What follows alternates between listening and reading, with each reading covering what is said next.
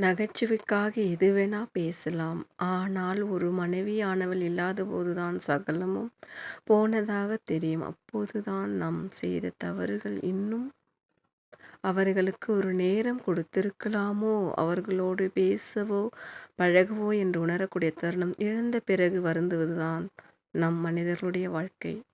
நமது வாழ்க்கை அன்பென்ற கட்டடத்தில் உருவாகிறதே தவிர, உணர்ந்தவர்கள் வாழ்க்கை வாழ்கிறார்கள்.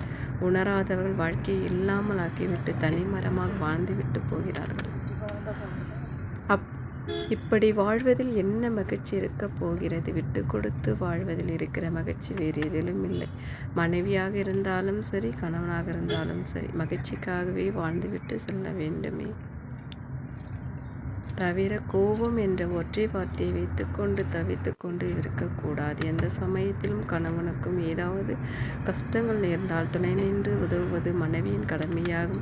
துணைவன் மனைவிக்கு எந்த ஒரு கஷ்டம் நேராமல் பார்த்து கொள்வது